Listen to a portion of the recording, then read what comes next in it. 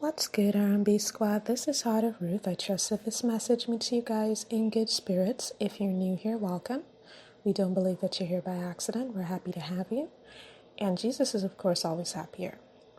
This word is going to be specifically for those of you who are in separation from your God-ordained spouse, okay? It is also for those of you who may have been the victims of outside interference, which would have led to your separation. So the Lord led me to 2 Timothy 4, verse 7, and that reads, I have fought the good fight. I have finished the race. I have kept the faith.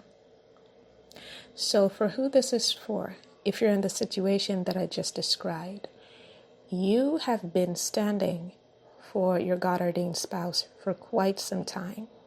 This isn't something that just started. It isn't something that started yesterday or last week.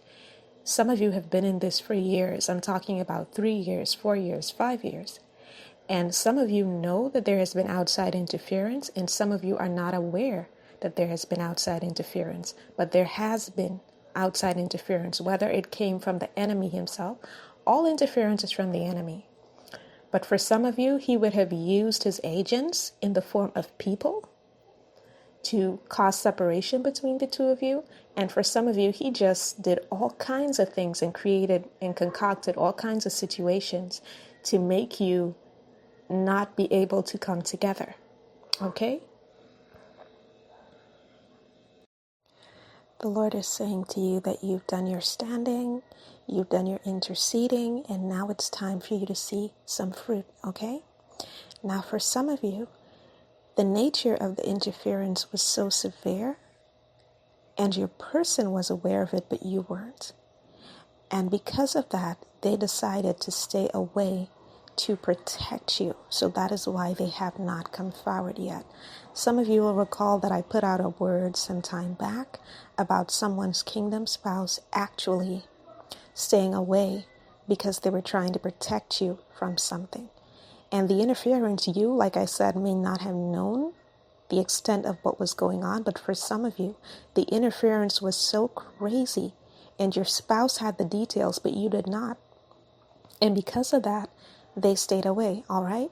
However, I saw someone moving very quickly in the spirit, all right? Traveling very quickly in the spirit.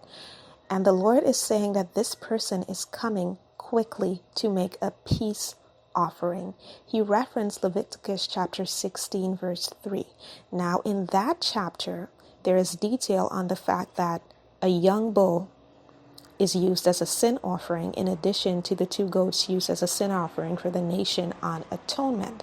So basically, a young bull is used as a peace offering or as a sin offering. Your person, even though a lot of their actions would have been dictated by the circumstances and not so much by them choosing to not come and see you, choosing not to explain things to you, they know that they have to make it up to you. So they're coming with the intention of making a peace offering. For some of you, it's going to be an actual tangible peace offering. For some of you, they're just going to tell you that they're sorry and they're going to explain to you in detail why they had to stay away. Okay? The Lord also took me to Ephesians chapter 4, verse 26. And don't sin by letting anger control you. Don't let the sun go down while you are still angry, for anger gives a foothold to the devil. For some of you, yes, you may be angry about the fact that this person stayed away, that they kept you in the dark, that you didn't know what was going on. Some of you may even have some measure of anger or disappointment directed at the Lord because you're wondering why the Lord let this thing drag on for so long. Let me tell y'all something. The Lord has a reason for allowing everything, and whatever he allows, he uses. So if he permitted the interference up to this point, there was a reason why he permitted it. There was something that he was trying to accomplish in the process. He was also building character between the two of you, because what happens when you're married and you face adversity? If you don't know how to stand up against adversity spiritually, when it comes into your marriage, you're not going to be able to stand. You're going to buckle under the pressure. So the Lord had to prepare you before, and the preparation doesn't always feel good, but it's necessary. Okay? I hope that sets somebody free. The Lord also led me to Genesis chapter 1 verse 28, and God blessed them, and God said unto them, be fruitful and multiply and replenish the earth and subdue it and have dominion over the fish of the sea and over the fowl of the air and over every living thing that moveth upon the earth. The Lord is saying that this is your green light. He's giving you and your spouse the green light to come together. This is your appointed time. And finally, he took me to Jeremiah chapter 30, verse 16.